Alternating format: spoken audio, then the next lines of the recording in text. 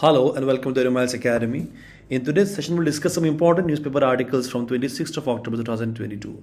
For more study materials and updates, you may also join our WhatsApp group. We'll provide the link of the group in the description below. So this is the list of topics that we'll cover in today's session. Let's start.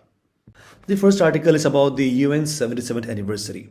So recently मैंने अपने previous newspaper analysis मैंने cover किया था about the UN's 77th General Assembly के बारे में, which took place in New York, जहाँ पे India was represented by our external minister, that is S. Jaishankar.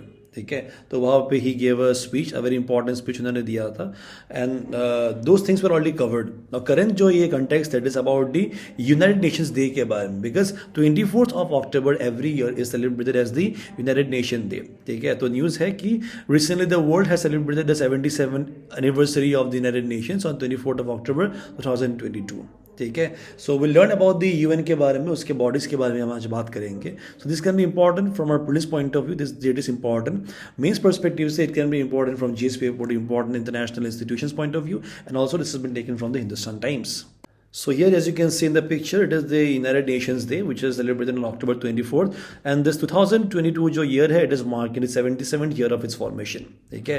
Now this body, that is United Nations, is an international organization which is founded in the year 1945. It is currently made up of 193 member states. इसमें its mission and works are guided by the purpose and principles contained in its founding charter and implemented by its various organs and specialized agencies. ये organs और ये agencies के बारे में हम आगे बात करेंगे. But this charter, if you remember, this charter was recently in the news. तो ये न्यूज में क्यों था?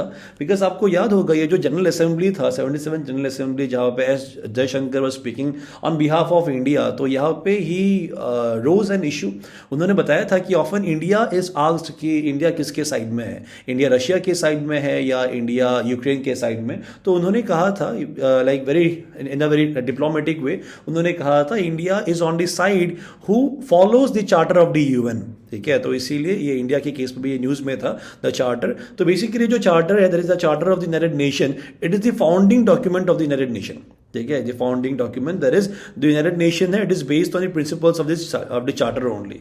It was signed on 26 of June 1945 में साइन हुआ था इन सैन फ्रांसिस्को में, at the conclusion of the United Nation conference on international organisation. तो ये जो कॉन्फ्रेंस हुआ था in the case of San Francisco, उसी में साइन किया गया था ये चार्टर बाय वेरियस कंट्रीज. और फाइनली यहाँ पे जो ये चार्टर है, it came into force on 24th of October 1945, and with the charter coming into force on 24th of October 1945, the UN was finally established. Okay, so this is the reason why this particular day is observed as the United Nations Day. तो यहाँ पे जो activities है, the activities of the UN, it includes maintaining international peace and security, protecting human rights, then delivering humanitarian aid, promoting sustainable development and upholding international law. So these are the main principles और aims और the motives of the United Nations. तो अभी देख लेते हैं कि ये जो यूएन है, दैट इज यूनाइटेड नेशन, ये किस तरीके से फॉर्म हुआ था, about historical perspective of the UN. तो देखिए, इट स्टार्टेड इन 1899 जब एक इंटरनेशनल यहाँ पे कॉन्फ्रेंस हुआ था, piece conference, which was held in The Hague, which is a city in Netherlands, to elaborate the instruments for setting or settling the crisis peacefully, or preventing wars and codifying rules of warfare. Okay, so these were the objective of this particular conference.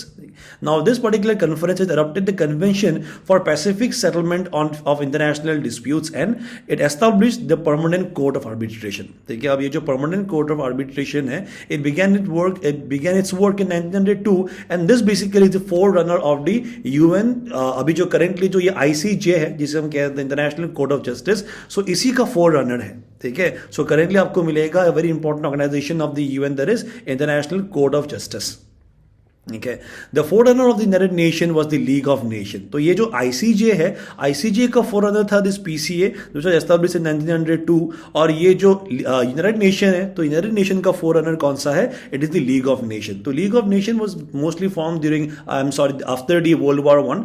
World War one आपको शायद पता होगा that 1914 से 1918 time में हुआ था, during the conflict like countries like Germany, Austria, Hungary, then Bulgaria and the Ottoman Empire, जिसे कहा जाता है Central Powers. Now they basically fought against the Great Britain, France, Russia, Italy, Romania, Canada, Japan. तो ये सब country and the US also, which were known as the Allied powers. तो ये जो World War I था 1914 से 1918, this was between अब कह सकते हो the Central Powers and the Allied powers.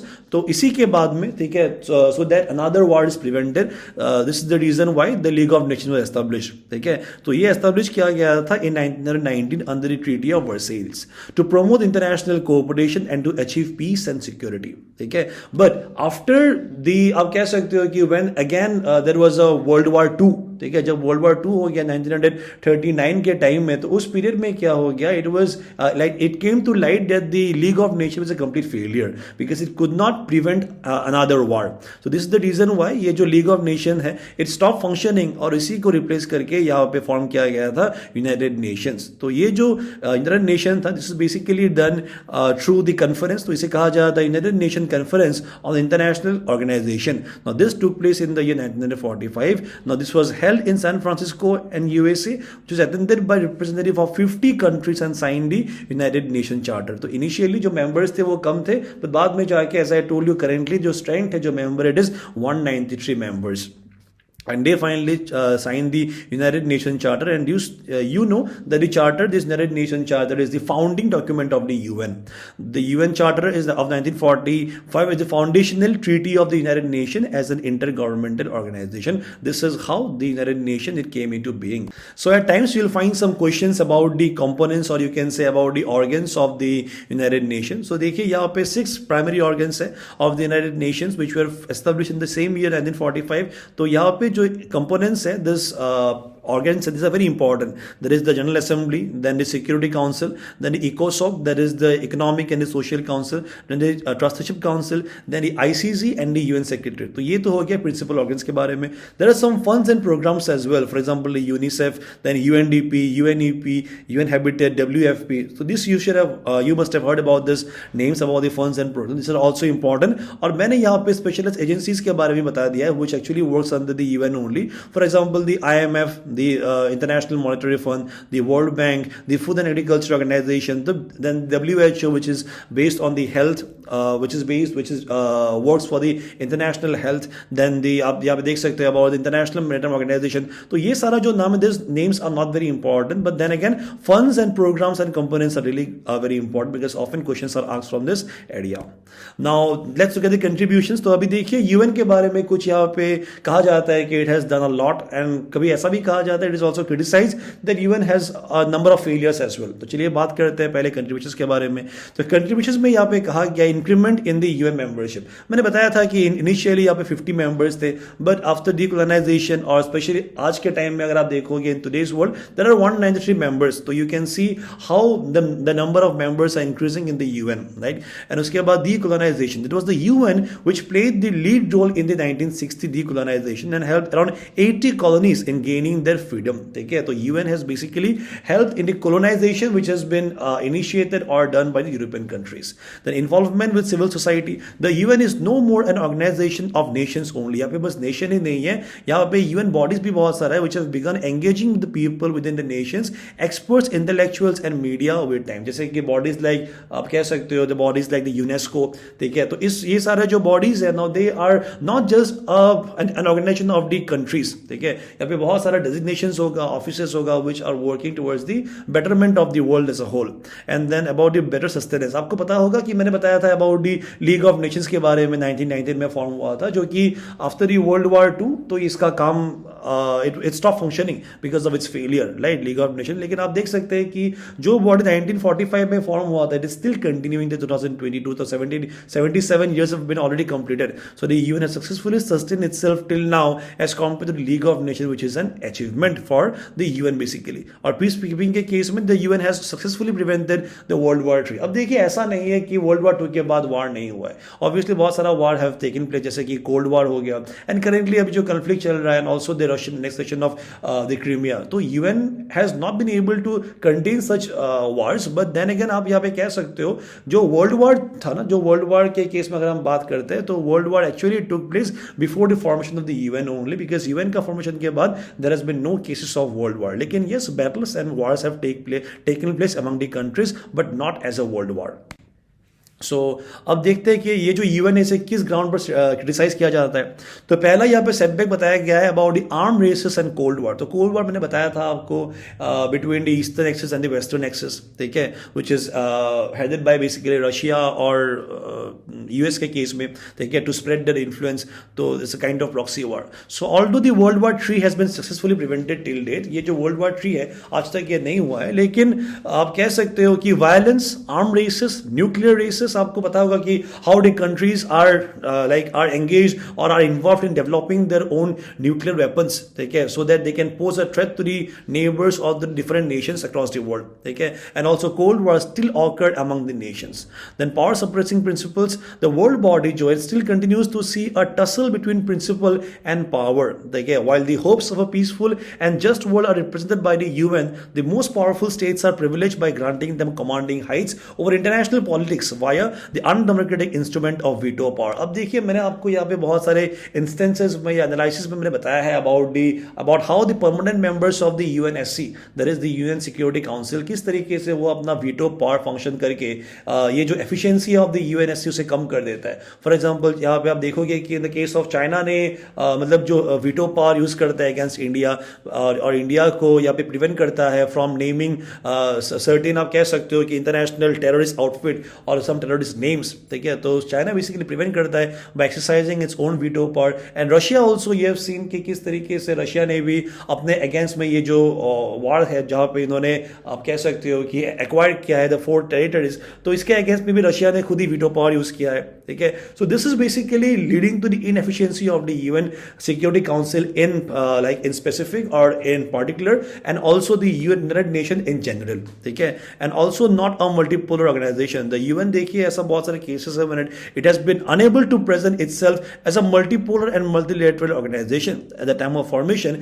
UN के पास यहाँ पे 5 permanent members थे, that is in the Security Council with a total of 51 members। presently अभी के केस में 193 members थे, लेकिन अभी भी आप देखोगे जो permanent members है of the UN Security Council, it is still fixed at 5 only, ठीक है। सो बेसिकली आप देखोगे और ये जो 5 कंट्रीज है they are the top economics of the world which do not actually represent the developing world और the underdeveloped world. This is why it is said कि it is not a multipolar organisation. And also it is a laggard in holistic growth, because laggard का meaning a slow progress and basically nature जो it is slower than desired और expected.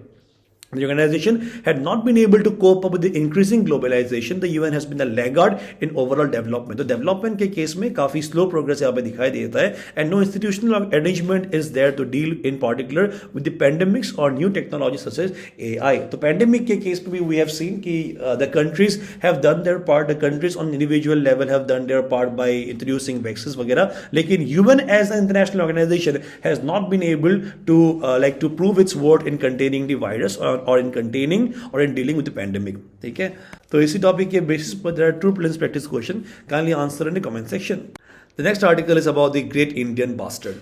So this, you can see the picture, it is that of a Great Indian Bastard. So there's a recent news जहाँ पे site किया गया है of 3 Great Indian Bastard deep in Pakistan's Cholistan Desert, ठीक है। तो पाकिस्तान का जो ये चोलिस्तान डेजर्ट है, तो यहाँ पे जो ये साइटिंग किया गया, now this has given rise to speculation that the endangered birds species जो है it might have flown across the international border from India's desert national park। तो ये माना जाए, मतलब यहाँ पे बिलीव किया गया है या यहाँ पे डाउट किया गया है कि यहाँ पे पाकिस्तान में जो साइट किया गया है GIBs, that is the great Indian bustard, now they have migrated from India, ठीक है। तो इंडिया में पाया जाता है in the Desert National Park, इसके बारे में आगे बात करेंगे। This can be important from the police perspective and also from mains GS paper 3 biodiversity point of view. This has been taken from the Hindu. So you can see about the Great Indian Bustard. So here is the picture of it. The Great Indian Bustard, जिसे कहा जाता है scientific name Ardiotis nigriceps, the state bird of Rajasthan. ठीक है, it is considered India's most critically endangered bird. ठीक है, यहाँ पे जो ये status है याद रखिएगा, it is critically endangered bird.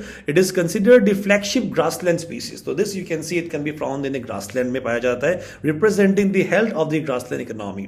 Its population is confined mostly to Rajasthan and Gujarat. तो यहाँ पे पाया जाता है mostly राजस्थान और गुजरात में पाया जाता है, and also in some parts of Maharashtra, Karnataka and Andhra Pradesh as well, ठीक है, जहां पे बेसिकली ग्रासलैंड्स पाया जाता है. नाउ थ्रेट इज दैट, अब देखिए ये जो बर्ड है, it is under constant threat due to collision और electrocution with power transmission line. देखिए जो पावर ट्रांसमिशन जो लाइन्स होता है जो हम यूज करते हैं फॉर द डोमेस्टिक और कमर्शियल पावर सप्लाईज, तो उसकी वजह से डेथ होता है उसका.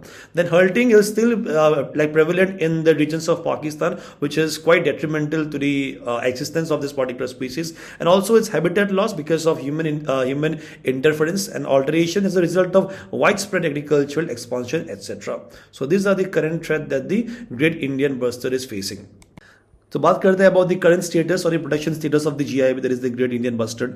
तो according to the IUC and there is the International Union for Conservation of Nature, now you should know they maintain a red list. तो रेड लिस्ट में वो क्या करते हैं, अलग अलग स्पीसीज को they basically like they put them into various categories. तो ये जो GIB है, it falls into the category of critically endangered. So this you can see are the various categories of the IUCN Red Book, ठीक है, of the Red List. तो Red List के केस में आप देखोगे यहाँ पे है ये जो critically endangered इस फेज में है this GIB. तो GIB if it continues to face the threat from human or other perspective, उस केस में क्या हो जाएगा, it will finally end up being extinct in the wild and then finally extinct, ठीक है. तो इसीलिए the measures should be taken up to conserve this particular species, that is the great Indian bustards.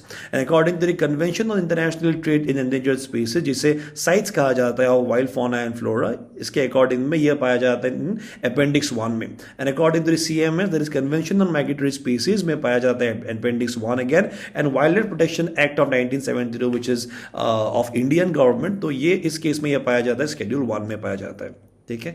So now let's look at the home of the GIBs, that is the great Indian bustard. तो ये पाया जाता है the Desert National park. तो it is situated on the western border of India, ठीक है, western region में पाया जाता है, which is basically sharing the national, it is also a national frontier between India and Pakistan with in Jaisalmer and Barmer district. तो ये दो डिस्ट्रिक्ट में पाया जाता है, Jaisalmer and Barmer district of Rajasthan. And great Indian bustard, then Rajasthan स्थित animal which is chinkara, then the state tree that is khejri, the state flower that is rohida are also found naturally at this park, ठीक है. इस पार्क में ये सारा स्पीसीज पाया जाता है which are endemic to this particular national park. And also it was declared a UNESCO world heritage site in 1980, and finally Indian government has designated it as a national park in the year 1992. इस topic के basis पर please practice question, please answer in the comment section. The next article is about the state of Arunachal Pradesh, जहाँ पे बताया गया है about the सास बहु पति सम्मेलन, ठीक है, जो कि तवांग में हुआ था रिसेंटली.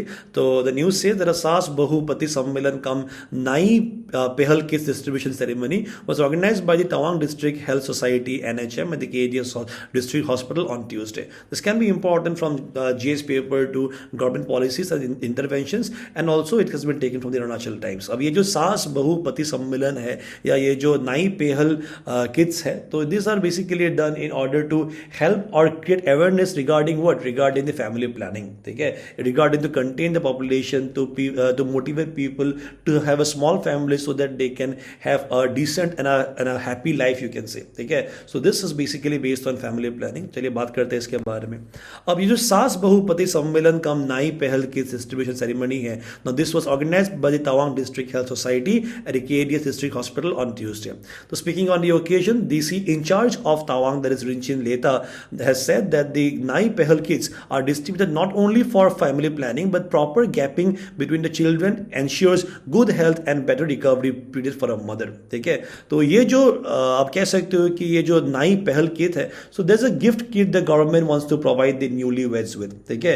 तो newlyweds को ये दिया जाता है. The kit consists of birth control pins रहता है, then condoms पाया जाता है, a mirror, then 2 towels, handicraft for both husband and the wife, ठीक है. उसके बाद bindi, comb, nail cutter, so many things are there in this नाई पहल किट में, ठीक है, which is meant for educating the newlyweds about the need of it and way for family planning, ठीक है. तो नॉर्मली क्या होता है, कभी कभी जिनको ज्यादा पता नहीं होता है, या मान लीजिए about the people who are less aware about the population का जो burden है, तो sometimes what happens is that there is very less gap between 2 child, ठीक है. so this particular जो ये किट है, now this यहाँ पे पाया जाता है the birth control का जो भी सारा पिल्स वगैरह यहाँ पे पाया जाता है. So this is basically given or offered to the newlyweds so that they actually maintain at least a safe gap between 2 child, so that it is beneficial for the health of the mother as well, because अगर continuously अगर if the mother is engaged in giving birth to a child or to children, then obviously it will be detrimental to her health, right? So he has asked, that is Rinchen Leta has asked the Ashas, जो आशा कर्मी है and the Anganwadi workers to give proper awareness in this regard at the grassroots level and dwell on the importance and procedures for marriage registration as well, because आजकल आपको पता होगा कि marriage is no longer believed to be a marriage if it is not registered. ठीक है, उसे legal marriage तभी माना जाता है once it is registered, therefore it is a legal tool to shield the bonding of marriage. ठीक है, इसके बाद ये भी बताया गया है कि CDPO, there is the Child Development Project Officer, that don't do PEMA. Now she has highlighted similar schemes under the Women and Child Development Program. उन्होंने बताया है about the प्रधानमंत्री मातृ वंदना योजना के बारे में, which is a Government of India initiative. इसके बारे में हम बात करेंगे. It provided in 3 installments to DBT transfer the beneficiaries account. हम देखेंगे इस स्कीम के बारे में. ठीक है, तो often क्या होता है, जो फैमिली प्लानिंग है, तो family planning tools are not accessible to newly wed married couples. Why? Because of the economic and social reasons. So the government initiated this scheme 3 years back में ये initiate किया था to facilitate newly married couple with family planning kit through sub centers and health and wellness centers. ठीक है, so this is the reason why, to motivate the people, to motivate the newly weds to have a decent life, to have a small family, so that it does not create a population burden on the economy as a whole. ठीक है, so this is the reason why these things have been focused to this particular सम्मेलन, या आप कह सकते हो कि सास बहु पति सम्मेलन कम दिन नाई पहल किड्स डिस्ट्रीब्यूशन सेरेमनी. तो this is in accordance with the family planning measures of the government. तो ये जो प्रधानमंत्री मातृ वंदना योजना है, this is a maternity benefit program. तो मैटरनिटी बेनिफिट प्रोग्राम मतलब it is meant for the benefit of the mother. The scheme is basically aimed at pregnant और lactating mother who are age 19 years और above. 19 से ज्यादा होना पड़ता है for the first life birth. बस ये पहला जो चाइल्ड बर्थ होगा उन्हीं के केस में ये एप्लीकेबल है, only for the first child. ठीक है, so programme being implemented in all districts of the country with effect from 2017 से this has been in effect. Is a centrally sponsored scheme. तो देखिए सेंट्रल स्पॉन्सर्ड है, ये central sector scheme नहीं है. अगर सेंट्रल स्पॉन्सर्ड स्कीम है, यहाँ पे स्टेट गवर्नमेंट भी कंट्रीब्यूट करेगा. Being executed by the ministry of women and the child development obviously of the union government.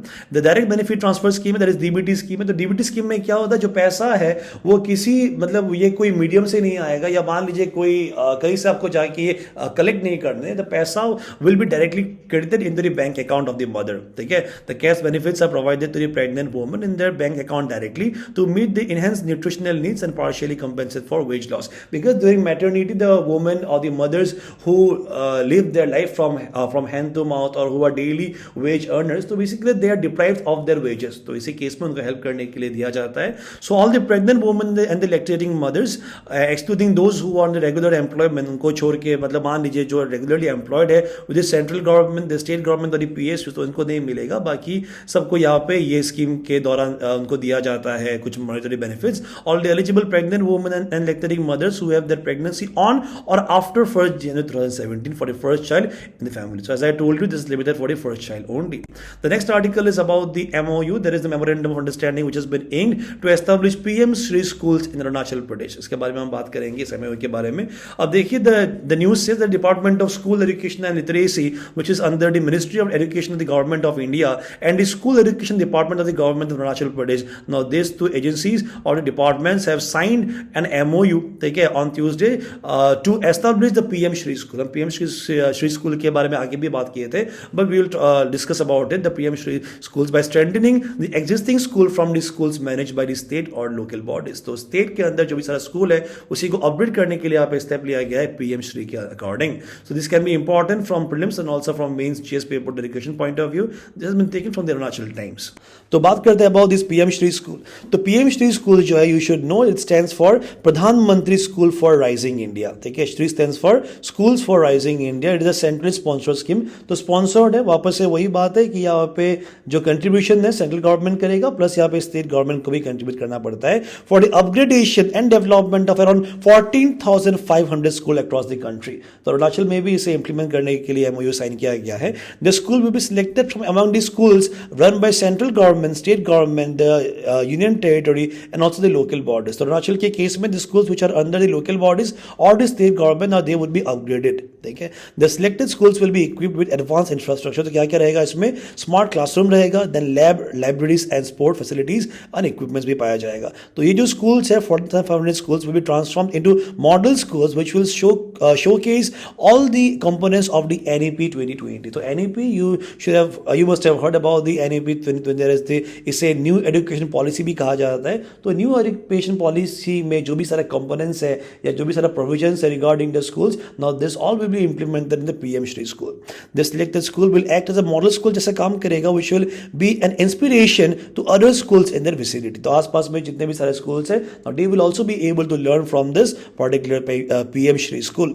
The method of teaching, that is pedagogy adopted will be more integrated in nature, holistic in nature, experimental play way method, so that it is benefits, so that you can say those जो यहाँ पे students and the students can take up or can reap up more benefits from this particular system of education. ठीक है, and the waste recycling सिखाया जाएगा, waste conservation, energy efficiency and adopting an organic lifestyle. तो ये जो सारा चीजें है नॉर्मली अपने स्कूल करिकुलम में ये नहीं सिखाया जाता है. ठीक है, but in current perspective, in current times में आपको पता होगा कि how the world is facing a scarcity of fresh water. ठीक है, तो on how the world is fighting the onset of global warming, the onset of climate change. तो इसी के according there are certain things that need to be taught to the students at the school level only. This is the reason why such initiative will be taken under the PM Shri school.